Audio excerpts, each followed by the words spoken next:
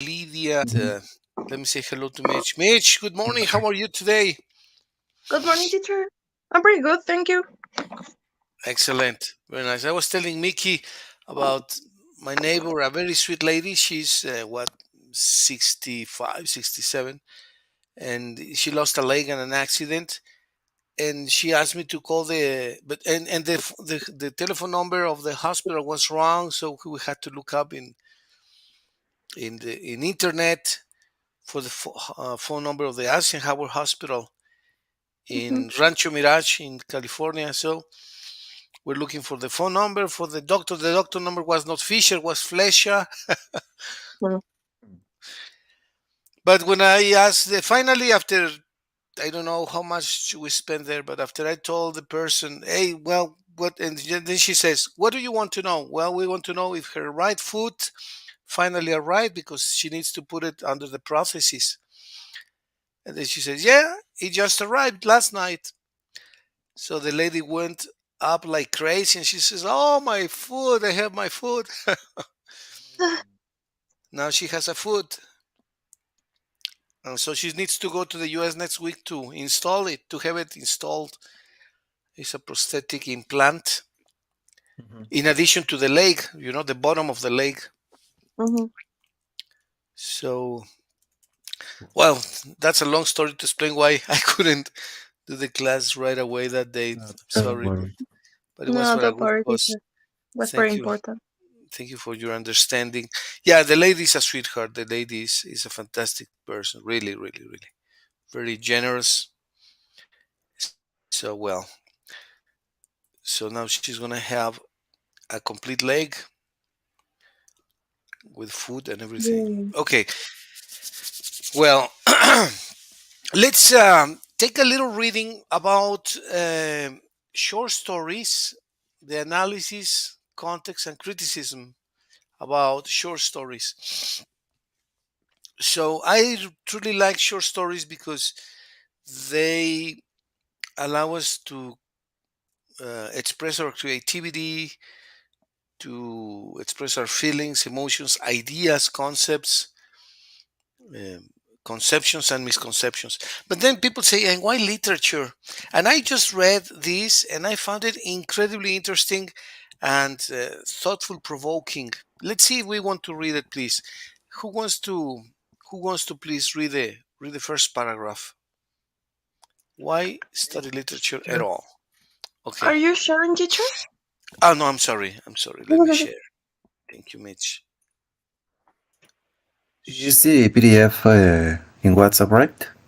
Yeah, it's the one that I just sent you. Yes, Mm. Mickey. So let's read the explanation why study literature at all. So who wants to Can read I it, start? please? Me. Please, Mitch. Uh, why study literature at all? Short story for students is designed to provide readers with information and discussion about a wide range of important contemporary and historical works of short fiction, and it does that job very well. However, I want to use this guest forward to address a question that it does not take half. It is fundamental question that is often ignored in high school and college English classes as well as research tests, and one that causes frustration among students and at levels namely why study literature at all. Isn't it enough to read a story, enjoy it, and go about one business? My answer, I, to be expected from a literary professional, I suppose, is no. It is not enough. It is a start, but it is not. It is not. It is not enough. Here's why. Very good, Mitch. Thank you very much. Thank you very much. Let's see why it is not enough and we need to study literature sometimes, as he says. Can you continue, Mickey, please? Yes, sure. First, literature is the only part of the educational curriculum that deals directly with the actual worth of lived experience. The philosopher Edmund Husserl used to apt German term Die Lebenswelt. The Lebenswelt. The Lebenswelt, the living word to denote this realm. All the other contents areas of the modern American educational system avoid the subjective, present reality of everyday life. Continue. Yes, please continue. Science. Science, both the natural and the social varieties, objectifies the Oh, fine arts create I'm and sorry. or perform. Yeah. History reconstructs. Only literary study persists in posing those questions we'll ask before our schooling tells us to give up on them.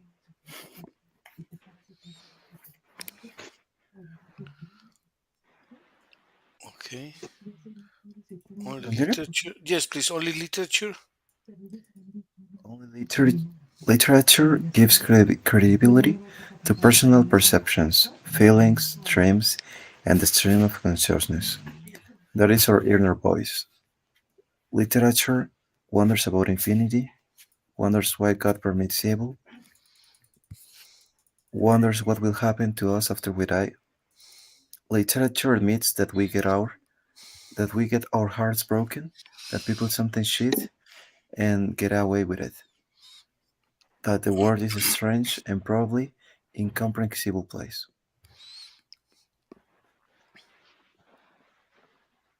Yeah, literature. Literature, in other words, takes on all of the big and small issues of what it means to be human. So my first answer is that of the humanist, we should read literature and study it and take it seriously, because it enriches us as human beings. We develop our moral imagination, our capacity to sympathize with other people, and our ability to understand our existence through experience of fiction. Very good, Mickey. Thank you very much. Well, Yes, sir. I imagine that we agree that reading is very important. Reading is very important because we enrich ourselves with the stories from other people. But then, Mitch, and this is a question for you too, Mickey, when do we start sharing our own experience, right? So, when do we start writing? So, when do we start writing and or telling our own story? In other words, when are we ready to show the world, our friends and family, the society, what we consider is good, important, interesting, worth doing or trying, what is important to believe in. When do we start sharing our thoughts, ideas, feelings, emotions to the public? When do we do that, Mitch, Mickey? Hmm.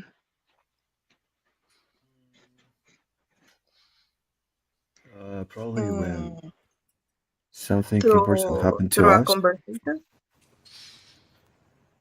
I'm sorry. Let's listen to Mitch. Mitch, you said something, and then we listen to Mickey, please. through a conversation. Yeah, that is how. Yeah, through a conversation or through writing a book or writing a story. But when do you do that? When do you express? In what moment of your life is important to start sharing your ideas? When you want to be listened. Well, that's yeah, that's it makes sense, right? You don't have to be old, right? You can be very young to express your ideas, thoughts, etc. When you want to be listened. When does that normally happen? Is it variable? Is it different for different people, Mitch? Mm, depends the circumstances and situation, but I think it could happen to everyone. At any time, at any age. Hmm. Okay. Okay. Thank you very much. What do you think, Mickey? Thank you, Mitch. Mm, yeah, probably. I don't know. If you want to attract the attention of someone or attract the attention of the public, um, you must start writing about our own story when something important happens to it. I don't know, like a initial event, and you can start from there. Okay. Why do some? I mean, there is a lot of, there are plenty of books about literature, which is fiction, urban stories, um, books about art, books about epic situations. What is it that impulses artists to write about something? What impulses people to write about something or anything, which is considered can be considered private? And sometimes people share their private feelings, information, etc. Why do they want to make it public? Mm, they want to share their ideas. They want to express something about the world, society. As I Yeah, said, they want to be listened. they want to be listened in every aspect, right? Or not in Mhm. every aspect, but in some aspects, intimate aspects. Yes. Okay, very nice, very nice. Okay, Mickey, have you ever considered writing uh, anything, a short story, an essay, a book, a research, an almanac, a manual, or anything? Yeah, yes, to be honest, it's something that I would like to do. Probably I would like to focus on uh, like on tips to people who has the difficulties to relation with other people. I would like to write something about it. Not about my personal life, but about it, about tips for people who have difficulties to to develop their own uh, how they say skills, Potential uh, skills, personal skills or something like that. yeah, their own potential, their own skills. Mm-hmm. Yeah, I would Perfect. like to write something about it. Well, that'd be really nice. That would be amazing. Okay. Well, so it's more than justified that people not only read, because I believe that in the schooling system, they prompt us a lot to read, which is very good. But I believe that additionally to reading, we need to write. Uh, Writing not only expresses what you want, but it also challenges ideas. So I think that writing also challenges what is already established, right? Okay, imagine a book that says uh, stealing can be justified. Well, I personally think that is not justified. But imagine a title like this. They say, "What? How can a crime of steal be justified?" Right? Can be in some cases. Well, maybe the person in the old days when a person had a cornfield, all the peasants, the neighbors, could take one or two corns in the cup from the first 2 meters, and you were not taken to court. You could take one or two pieces of on the strawberry field, and that wouldn't lead you to be in jail or prison, anything. If it's from the ages. But another different thing is that you go with a big basket and start taking the strawberries from a field from someone, right? So there have been very different laws about things. So you can also challenge ideas. You can say, for example, tattoos. Tattoos, I think, with all T will be mandatory in schools. I have nothing against tattoos, but imagine something like this: that they are not only not bad or proscribed, but they will be mandatory. You can challenge ideas. This is, of course, an exaggeration in my example. But you can challenge ideas, you can challenge people, you can challenge established situations when you write. So it also can be very interesting to be able to challenge concepts, ideas, situations by writing. So I see that as very positive. Let's continue with the reading of this forward, please. Let's read it. I think it's you, Mitch, or Mickey. Mitch. My second Me. answer. Okay, Mitch, please. Mm, My second, my second answer is more practical. By studying literature, we can learn how to explore and analyze texts. Fiction may be about die. Living's well, it is a construct of words put together in a certain order by an artist, using the medium of language. By examining and studying those constructions, we can learn about language as a medium. We can become more sophisticated about words, associations, and connotations, about the manipulation of symbols, about style and atmosphere. We can grasp how ambiguous language is and how important context and texture is to meaning. In our first encounter with a work of literature, of course, we are not supposed to. Could you scroll down a little bit, teacher? Mm. Yes. We are not supposed Oh, to. Oh. I went. I went too far. I'm sorry. Can you read there? Oops. There. Mm, we can Okay. grasp how ambiguous language is, how important context and texture is to meaning. In our first encounter with a work of literature, of course, we are not supposed to catch all of these things. We are spellbound. What means spellbound? You are limited to limited spellbound. Oh, Uh, Spellbound. Yeah, bound is a limit and spell is the spelling. So we are limited by the spelling of the words.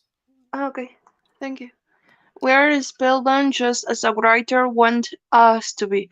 It is as serious students of the greater arts that we begin to see how the tricks are done. Very good, Mitch. Thank you very much. Um, okay, let's see this explanation, Mickey, please. The next paragraph is quite interesting too. Yes, sure.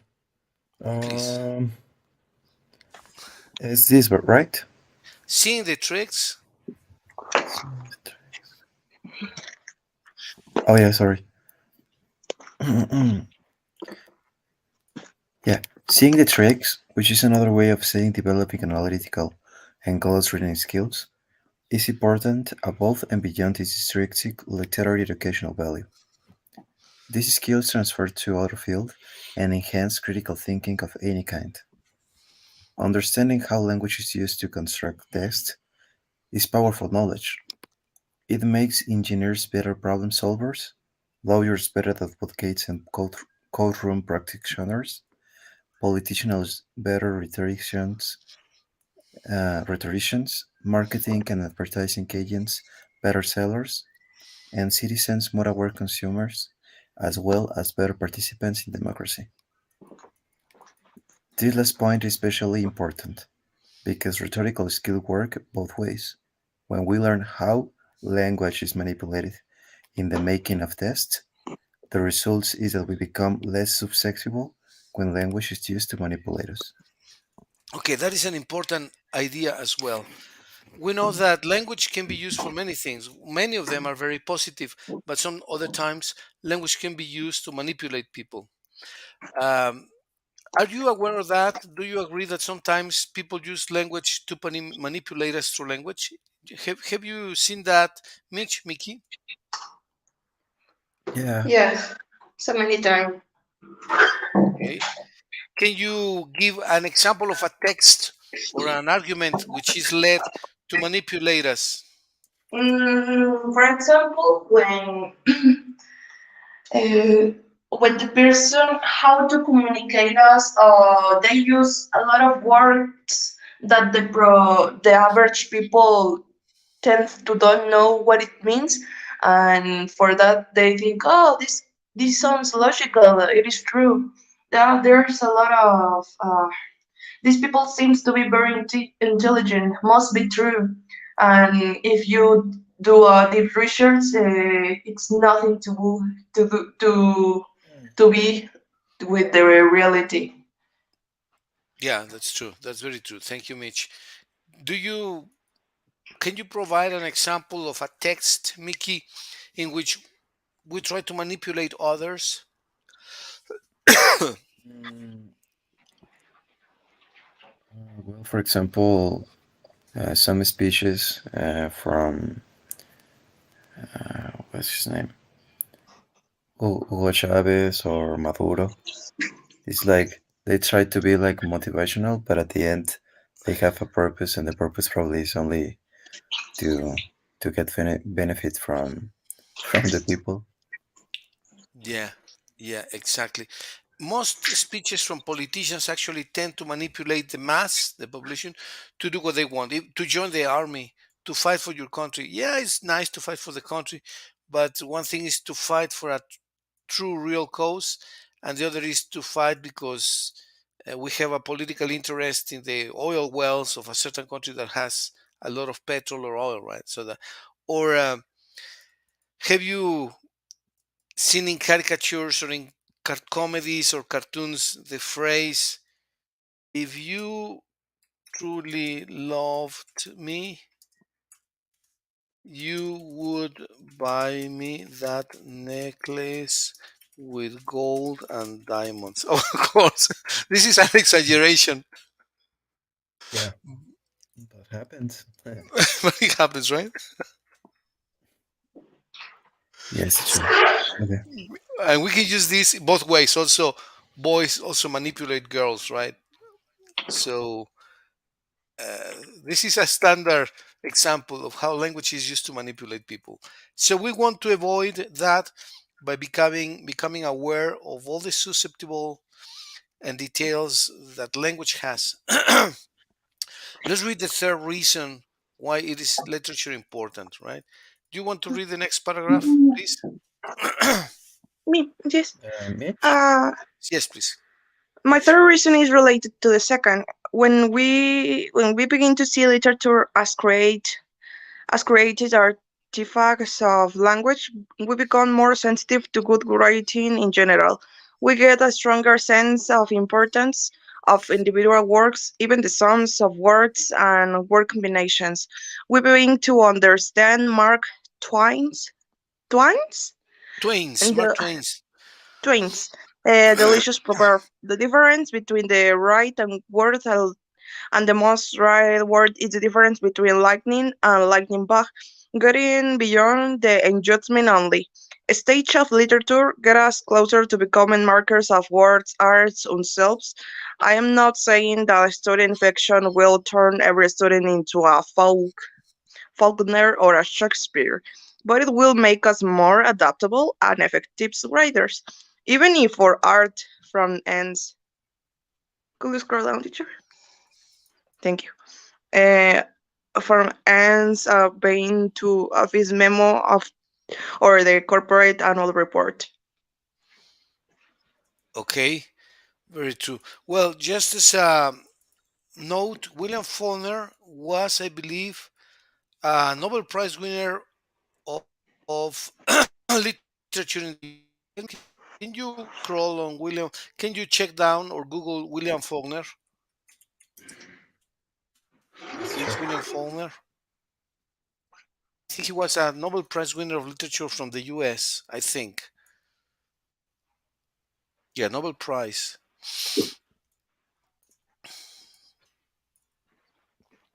Okay, here is William Faulkner. Okay, here he is. William Faulkner. Can somebody read about him, please? Uh, William Cuthbert Faulkner, September 29, 1897, July 6, 1962, was an American writer known for his novels and short stories set in the fictional Yoknapatawpah County, based on Lafayette County, Mississippi, where Faulkner spent most of his life. A Nobel Prize laureate, Faulkner is one of the most celebrated writers of American literature and is considered the greatest writer of Southern literature. Continue. Yes, please. After he was born. After he was born in New Albany, Mississippi, Faulkner's family moved to Oxford, Mississippi, When he was a young child, with the outbreak of World War I, he joined the Royal Canadian Air Force, but did not serve in combat. Returning to Oxford, he attended the University of Mississippi for 3 semesters before dropping out. He moved to New Orleans, where he wrote his first novel, Soldier's Bay, 1925. He went back to Oxford and wrote Sartoris, 1927. His first work set in fictional Yokneparupa County in 1929. He published The Sound and the Fury. The following year, he wrote as I Lay Dying, seeking great economic success. He went to Hollywood to work as a screenwriter. Okay, thank you very much, Mickey. This book, The Son of the Fury, is one of the Mhm. most impressive books that people have ever written in the US. Sonido y la Furia. I actually believe they made a movie out of that. Um, uh, so it is created a great impact. Let's read the right section, Mitch, please. Faulkner's renown reached, please. Yes. Mm, Sorry.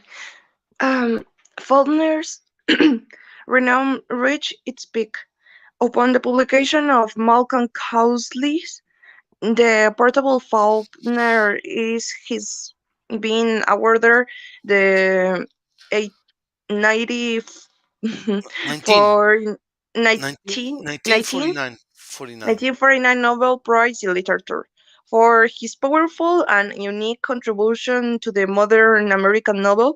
He is the only Mississippi-born Nobel laureate. Two Yes. of his works, A Fable, 1954, and his last novel, The Reviewers, 1962, won the Pulitzer Prize for Fiction. Faulkner died from heart attack on July 6 in 1962 following a fall from his horse the prior month.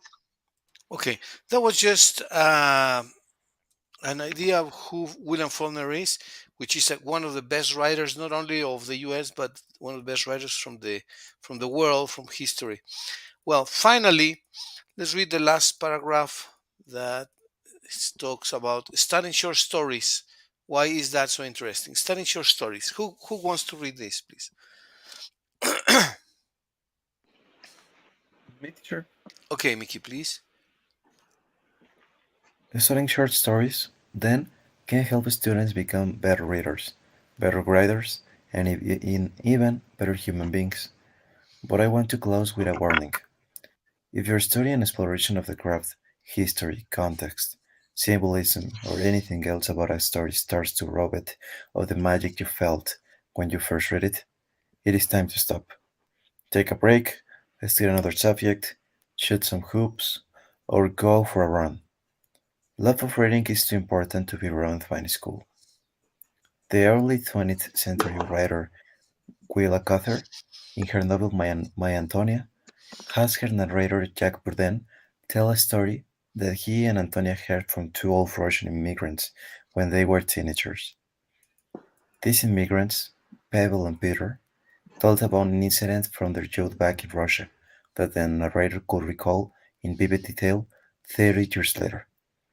It was a harrowing story of a wedding party starting home in sleds and being chased by starving wolves. Hundreds of wolves attacked the group's sleds by one as they sped across the snow trying to reach their village. In a horrible revelation, the old Russian revealed that the groom eventually threw his own bride to the wolves to save himself. There was even a hint that one of the old immigrants might have been the groom mentioned in the story. Carter has her narrator conclude with his feelings about the story. We didn't tell Pavel's secret to anyone, but guarded it jealously, as if the wolves of the Ukraine had gathered that night long ago, and the wedding party had been sacrificed just to give us a painful and peculiar pleasure. That feeling, that painful and peculiar pleasure, is the most important thing about literature. Study and research should enhance that feeling and never be allowed to overwhelm it. Well, that's what Thomas Bardin says about literature. And so he makes a short analysis of various short stories, and he gives a description of that. But well, we're not gonna read too much today, but just think of short stories that you have read. And I think there is a movie. There is a movie about a short story that I believe you have heard for sure. Puss in Boots. Have Oh you yes. seen? What is that, Mitch? About? uh, the first. So, what do you mean? Yeah, Puss in Boots. What is the story about? Do you remember the story? You know the plot? Uh, a cat. A cat adopted by humans, and it is, and he tried to solve to be a hero in his town, and the town recognized him as a little hero, and they give them a boot and a hat, and they call him Puss in Boots. That's the essential. But Did you watch a movie? Did you already watch a movie? I yes, the both movies. Oh, okay, okay. I want to see it. I only know the story because it's a story that my mom used to tell me and my brothers when we were 5 years old, 3 years old. That is a long time ago, more than 50 years ago. Imagine. Do you know the story, Mickey? Puss in Boots? Well, not really. The original story, I don't think so, because I saw the movie of DreamWorks, and it's a movie that I think that modifies the real story, and part of that I don't remember the first one, but uh, I saw the second movie and I really liked it. Actually, still it's in the in the cinema if you want to see it. Oh, really? Yeah, I think I'm gonna go Yeah, watch it. It is nominated for the Oscar. Is that true? Okay. yeah. Yeah, I think I'm This gonna one watch it. and Pinocchio, and I don't remember the another movies. Red, Jordan Red. I Oh. hope Disney don't steal the Oscar this time. Well, that ceremony of the Oscar Awards is very good because it gives recognition to many good works of art, like movies. Do you consider that cinema is another way of art? It's an Sure. artist. Yes, The of course. the cinema as the theater has their seven uh, beauty arts. Oh, that's true. Yeah, Yes. cinema. Okay. Well, the story of Puss in Boots is a bit different from what we used to know. In the story that we were told when we were children, there was this little cat that had an owner well, that was starving. He was very hungry. He says, "Well, I'm gonna sacrifice the cat because it's the last thing that I have to eat." The cat said to him, "Listen, don't sacrifice me, and I will reward you. Just buy me a pair of boots, and I will make you rich." So he convinced the owner. The owner bought him a pair of boots, and the cat started to mention and say, "This is the Marquis of Carabas." Marquis of Carabas, yeah.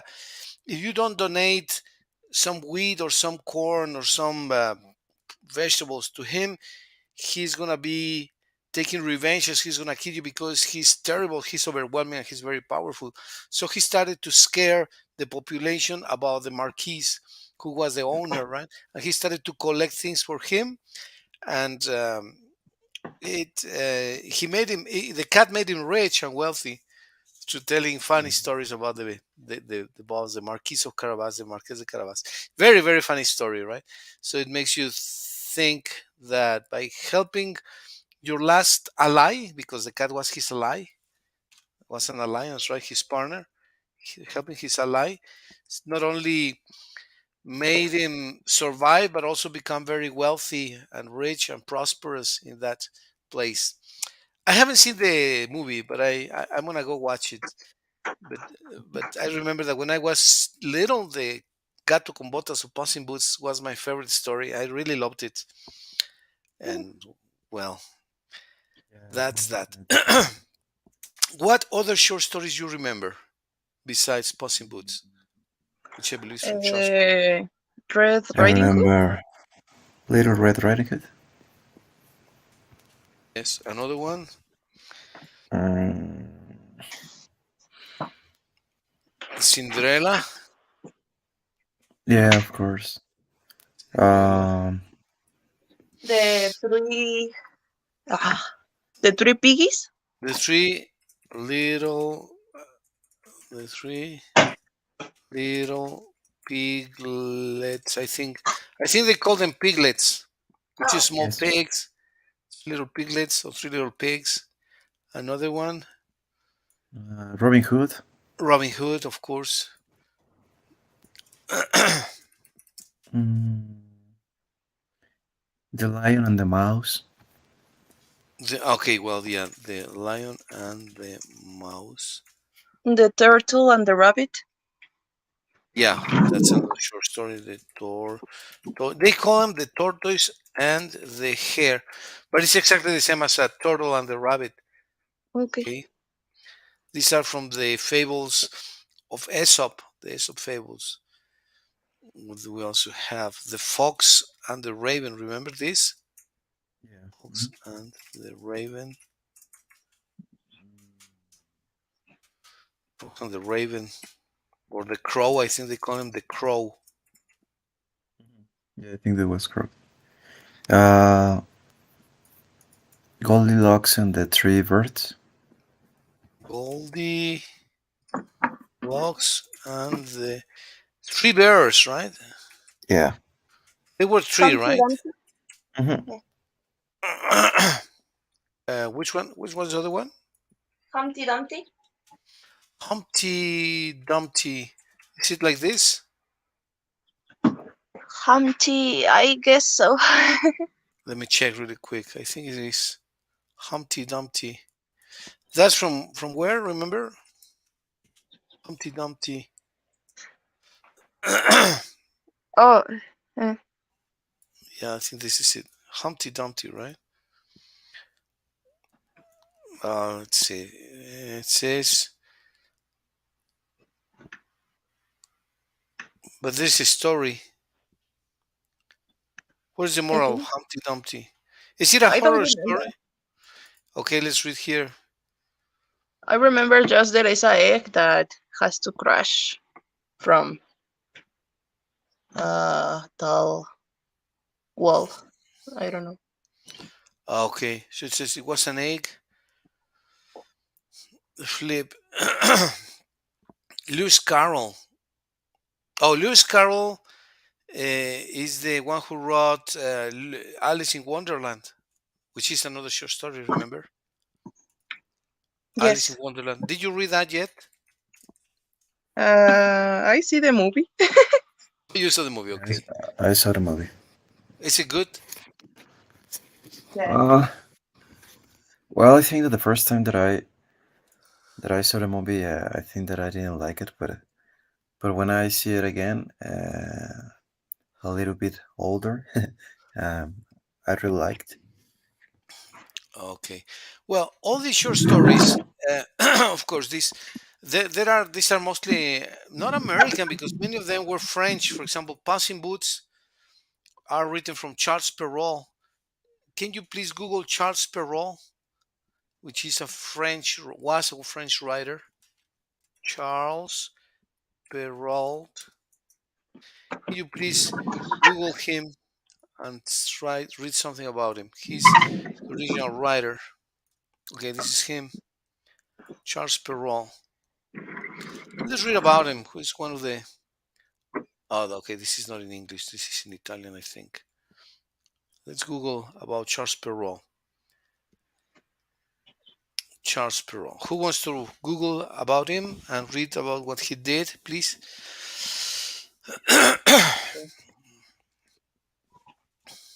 First Perrault. Let me stop sharing.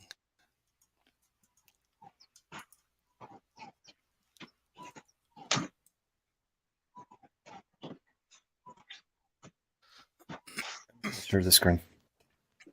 Yes, Mickey, please.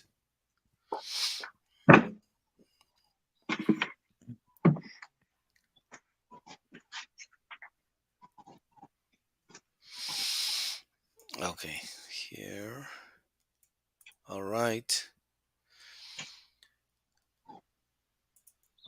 Charles Perrault, French author. Charles Perrault, born January 12th, 1628, Paris, French, France, and died May 15 or 16, 1703. Or how do you say that, teacher? 1703. Yeah, 1703. okay. Yes. Paris, French poet, prose writer, and storyteller, a little member of the Académie Francaise, Francis. Française, who played a prominent part in literary controversy known as the Quarrel of the Ancients and Moderns. He is best remembered for his collection of fairy stories for children, Contes de Mamerloye, Hmm. 1697, Tales of Mother Goose. He was the brother of the physician and amateur architect Claude Perrault. A lawyer by training, Charles Perrault first worked as an official in charge of royal buildings. He began to win a literary reputation in about 1660 with some light verse and love poetry, and spent the rest of his life in promoting the study of literature and the arts. In 1671, he was elected to the Académie Française, which soon was sharply divided by the dispute between the ancients and the moderns. Perrault supported the moderns, who believed that as civilization progresses, literature evolves with it, and that therefore ancient literature is inevitably more coarse and barbarous than modern literature. His poem Le Ciel de Louis le Grand, Yeah. 1687, The Age of Louis the Great, set such modern writers as Molière and Francois de Malherbe above the classical authors of Greece and Rome. His chief opponent in this controversy was Nicolas Boileau. Perrault's stand was a landmark in the eventually successful revolt against the convents of the prevailing tradition. Okay. Let's see some of the stories that he wrote. No, there above that, Puss in Boots. There is also this one over there. Can you read there, Mitch, please? Perrault's fairy stories. Yeah, there. Uh, Perrault's. Yes. Perrault's fairy stories in Mother Goose were written to amuse his children. They include Little Red Riding Hood, The Sleeping Beauty, Puss in Boots, and Bluebird, a modern version of half-forgotten folk tales, which Perrault retold in a style that is simple and free-form affectation. Yeah. So all these stories are from French origin, really. They were written in France by Charles Perrault. Even the Hollywood or the American movie makers take it to the screen, which is a fantastic achievement. The origin is from this fantastic French writer. Let's see a little bit about the Puss in Boots, please. Who, teacher? It says Puss in Boots, fictional character. Me? Yes, yes, yes, please. Okay. Puss in Boots, fictional character. Puss in Boots, fictional character, the cat in the fairy tale of the same name, in French, Le Maréchal ou La Chabotte, as retold by Charles Perrault in Comtesse de Merlot in 1697 Tales of Mother Goose. The brush Puss in Boots tricks an ogre into transforming himself into a mouse, which Puss promptly gobbles up so that Bushmaster can appropriate the ogre's wealth and win the hand and heart of a beautiful princess. He see also Mother Goose. Okay. Ah, Well, you see many great stories, very famous stories, come from France, Italy, Germany, come from Europe, and England as well. From fiction, these are mostly fictitious stories, which are fabulous. But there is other style of short stories. Some of them even in Spanish. If you see writers like Borges, Jorge Luis Borges, or writers from other countries that are not so famous, which are um, Pushkin, for example, he wrote a fabulous short story called El Disparo, which is one of my favorites. Let's see, we can Google the shot from Pushkin and read a little bit about a summary of this story. This is totally different and it's a fabulous story. It's a story that I like very much. I'm gonna share the screen a little bit. Mickey, thank you very much for sharing. Yes, sure. And here, the name of this short story is called El Disparo by El Disparo or The Shot. The Shot is a great story by Pushkin. Let's talk about honor and pride. Let's Google it, please. Let's see if we can find this short story by Pushkin called The Shot. Pushkin.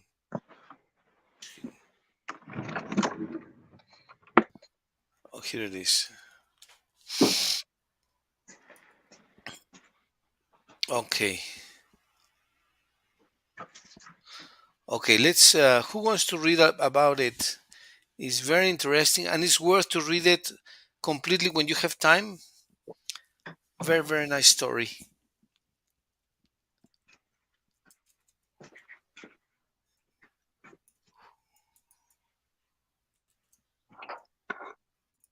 The Shot. Okay. Bistrel. Do you want to read about it, Mickey? Mitch? Yes, sure. Okay, The here's the. shot. Uh, I don't know what is this, but it's a short story by Alexander Pushkin, published in 1831. It is the first story in Pushkin's The Tales of the Late Ivan Petrovich Belkin, a cycle of 5 short stories. The shot details events at a military outpost in a Russian province. Then, and then several years later, on a country estate, Pushkin discusses themes of honor, revenge, and death, and places them within the broader context of Russian society. The shot tells the story of a retired soldier named Silvio, who harbors a grudge for many years following an argument in which he was disrespected in front of his peers, told from the perspective of an unnamed narrator.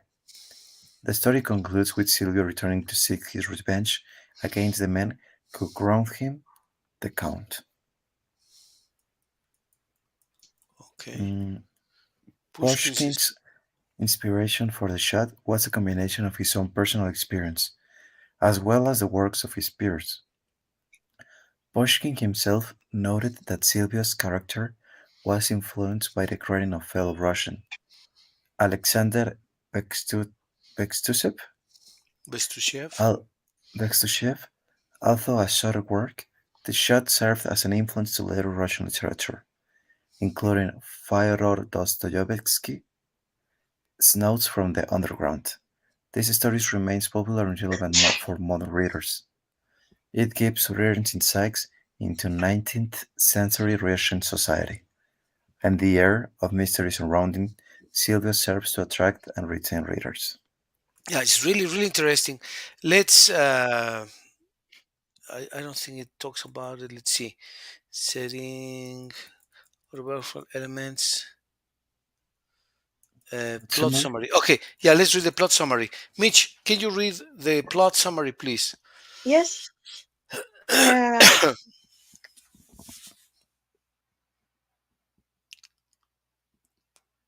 It says the shot here.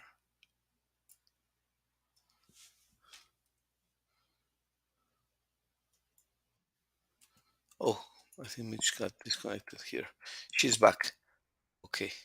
Sorry, teacher. I accidentally Oh, it's okay. clicked out. Don't worry. That's okay. Thank you. Plot summary. The shot was told to Belkin by Colonel ILB, who was stationed as a Russian military outpost as an infantry officer. The officers always visit a mysterious man named Silvio to play cards. Silvio is a well known marksman and constantly practices shooting. The walls of his house are riddled with bullet holes. On one occasion, Silvio is insulted by an officer who is new to regiment, but he does not challenge his guests to a duel. As custom dictates, he is considered to be a coward by the most of the officers. This particularly confused all the narrator, who cannot fathom why Silvio does not do the officers due to his skill with a pistol. Silvio eventually explained his situation privately to the narrator. Years ago, he was an extremely unpopular soldier, but was overcome with jealousy after the arrival of a new officers. The new officer was extremely handsome and a skilled marksman from a wealthy family and was very successful with women. Silvio saw him out at a ball and whispered an insult in his ear. The officer, later known as the Conde, slapped him in the face, and as a result, a duel was arranged for the following dawn. The Count drew the lot to shoot first and put his shoot through Silvio's head, and Silvius prepared to shoot. He was extremely unnerved by the manner in which opponent was casually eating cherries while waiting for him to shoot. He decided that as a life apparently was meaningless to the carefree and confident young man. As a result, Silvio did not shoot back, choosing not to kill a man that did not value his own life. Silvio explains oh, to the narrator that since that day he has been completely cap- captivated by exaggerating revenge to the crown. If he had no engage to the officer in a duel over the card game, he would almost certainly have killed him, but also taken the risk of dying before being able to exact revenge on the Count. After that day, Sylvia soon learns that the Count is engaged to the married and also may no longer be indifferent towards life. This is the moment Silvio has been tirelessly waiting for, and he departs from the village to get his revenge. Okay, so do you understand what is happening, Mickey, Mitch, in this More or situation, less. more or less? What do you know what is happening, Mickey, more or less? This man, the Count, this is the Count, in a cards game insults Silvio, right? And this is a very, very skilled marksman. This is Silvio, and this is the Count. The Count. They were playing cards, so the Count insults Silvio. He says something in his house, and then Silvio has the right to challenge him for a duel. A duel, you know how duels were in the past. How were duels, Mitch? You counted duels. You know how duels were or not? Duelos. How were the duelos?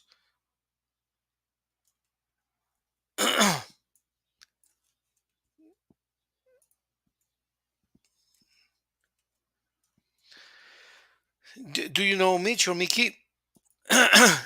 In the past, there were duels when somebody insulted another person.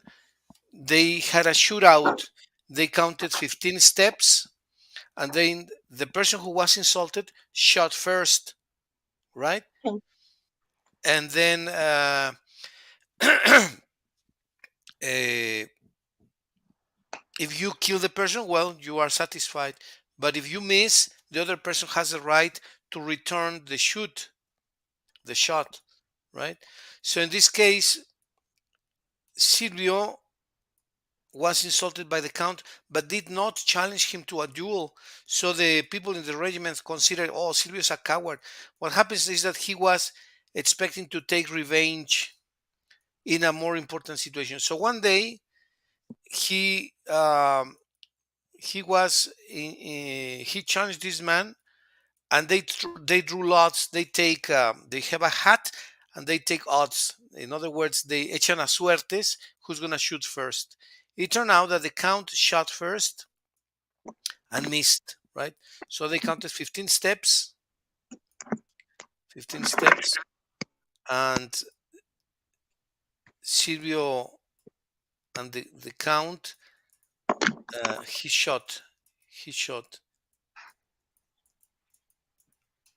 and missed, but hit the hat of Silvio. Hit Silvio's hat, made a hole in Silvio's hat, and then it's very funny. I love this story. I totally love it. It's not complex. He missed and he didn't kill Silvio, and then Silvio had the right to shoot, right? Because the count missed. This is a hat. Obviously, it's Mhm. very ugly, but well, it's a hat. So the count missed. He didn't kill Silvio, but made a hole here. He made a hole in the hat. Mhm. And now it was the right of Silvio to shoot. So he says, okay, it's my right to shoot, right? He's going to shoot. But the count was so unimportant for life that he was eating cherries and throwing the bones like like he didn't care for life. So Silvio said, well, he doesn't care for life. This is a crime. This is an assassination. I'm not going to kill a man who doesn't care for his life. But one day, Silvio learned that the count was gonna get married. So he said, "Oh well, this day, the day of the shootout, he said, well, I'm not gonna shoot today." He says, I have my right to shoot one other day." So he didn't shoot Mhm. until this was one other day when he says, "Okay, now that the count is gonna get married, it's my time to visit him." And it's a great story. Let's read what happened, please. So he departs to the village to get his revenge. Can you continue, Mickey, here, please, after several years? Yes, sure. After several years, the donator leaves active duty and leaves his for his country state. In the town of P, he finds life very dull and often yearns for his past life in the military outpost. After a while, his neighbors arrive, in particular a beautiful young countess, and the donator visits them soon after. On the wall he noticed a painting of a sweet landscape with two bullet holes on top of each other.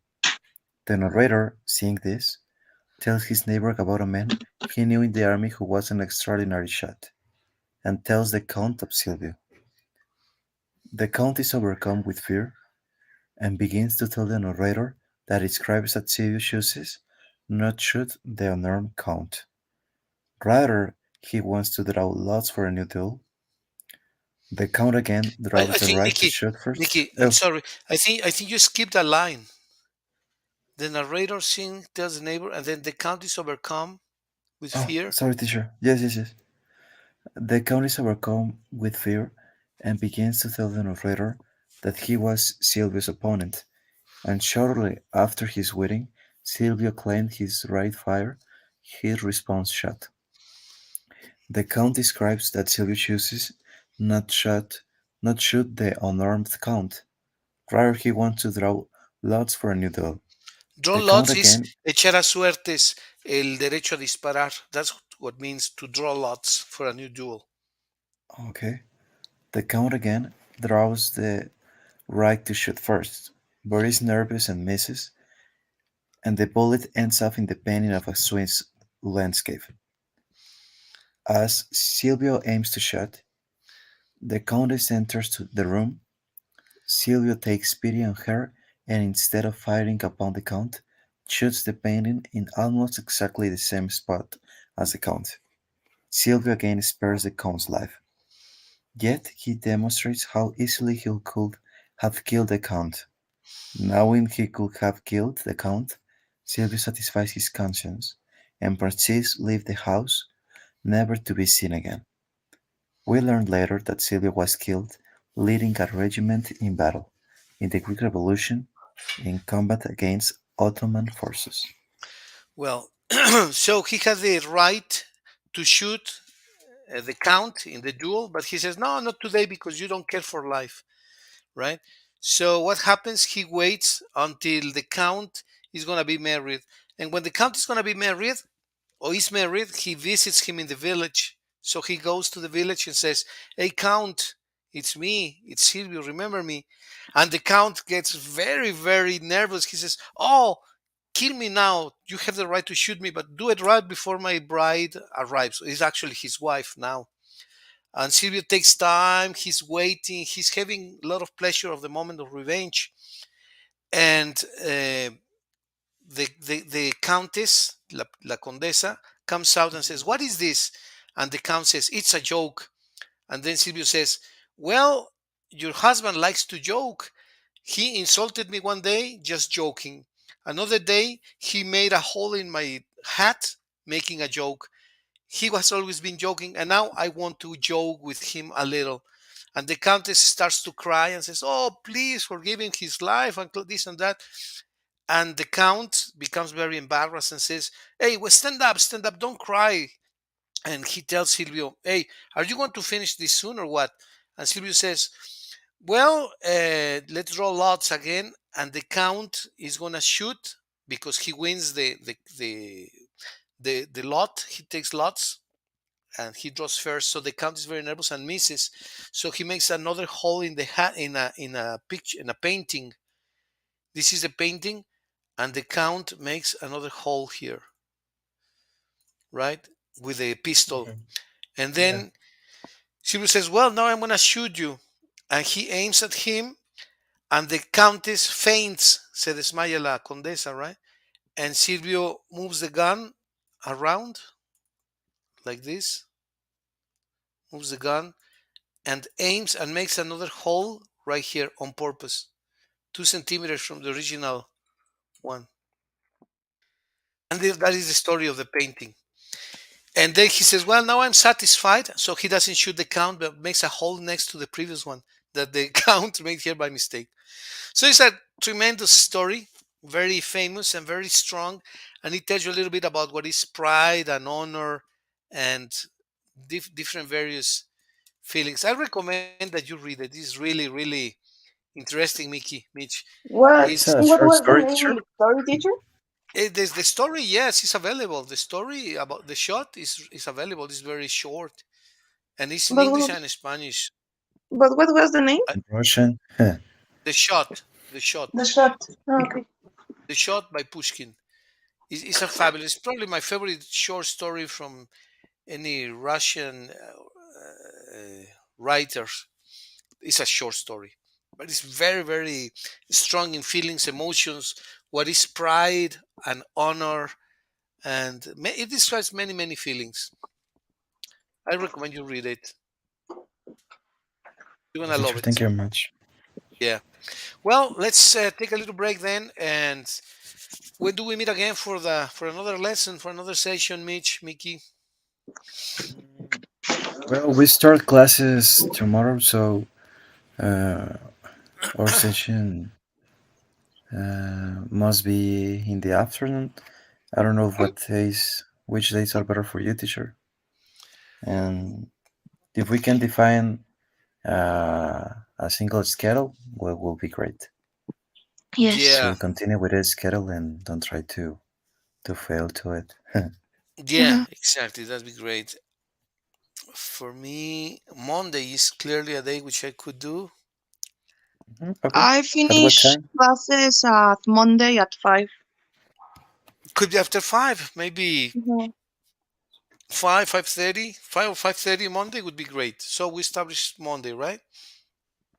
Yeah, if you wish So five Monday is thirty a day that we to give time to Mitch 6:30. to come to the house.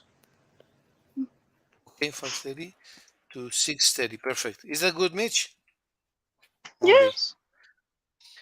Uh, Probably, how about, well, other 2 days that I have time is Sunday in the morning, like now, Sunday. Sunday? Uh, yeah, like today, 8 to 9, if you like. Uh, and in the middle of the week, I don't know other day. Let me see. Tuesday.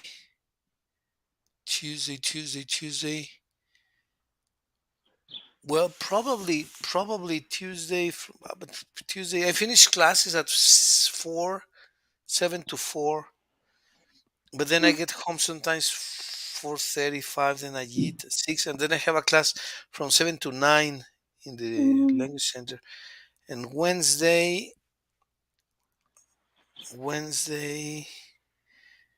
maybe Wednesday. How about Wednesday, Mitch, Mickey? What time? Wednesday. Yes. At what time? I think at, let me think. Well, honestly, maybe s- I was just thinking. For me, it would be better if it's okay with you guys on Saturday, Monday, Saturday, and Sunday, Saturday, Monday, Saturday. At what time on Saturday? like 12:30 or 1. Is that okay? I I have a class at 11 to 12. Okay, could be 12:30 or 1, from 12:30. 1, 12:30 or 1 to 2. Mickey, can you? 12:30 to 1 to 1:30. Yeah, is that? But for me, it's okay. And for you, Mitch Yes. and Mickey, how about Mickey? Probably for me, uh, will be a little bit difficult because sometimes I use Saturday uh, to deliver some things, or uh, I don't know if could be sooner. Sooner. The thing is that I teach a class from 9 to 12:30 Mm, on Saturdays. 9 to 12:30. For example, if the class is on Saturday and on Sunday at 8 to 9, I don't know if there's an issue for Mitch or for you. no. For me, the only thing is that I have a class in the school from 9 to 12:30.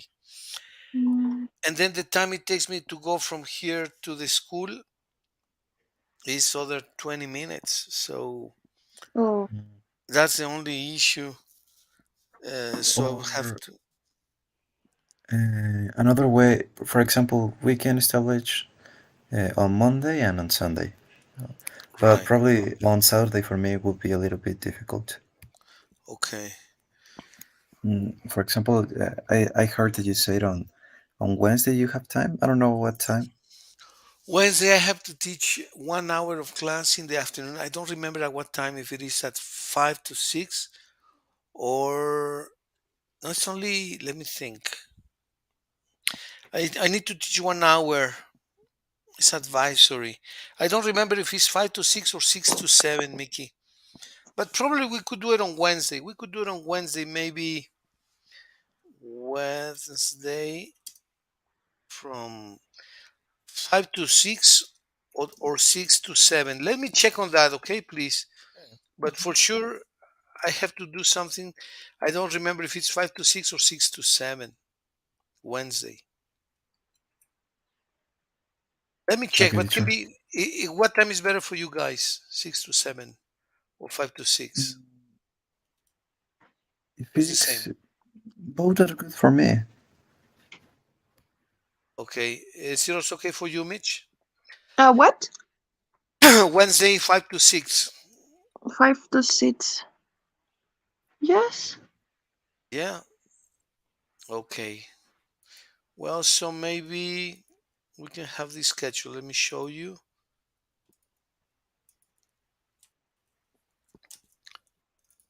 Be 5 to, okay, Monday, 5:30 to 6:30. Wednesday 5 to 6 or 6 to 7, and Sunday 8 to 9. Monday, Okay, yeah. 5:30 to 6:30. Wednesday, 2 to 6. Okay. Will that be okay? Mm-hmm. Yes, sure. Okay, It is well. perfect. Okay, so see you tomorrow then. Mickey, Mitch, enjoy. Have a wonderful day. Take care. Yes, Have a teacher. great day, Take care. teacher. Thank you very much. Okay, goodbye. See you soon Bye. again. Take care. Enjoy your weekend. See ya. Bye.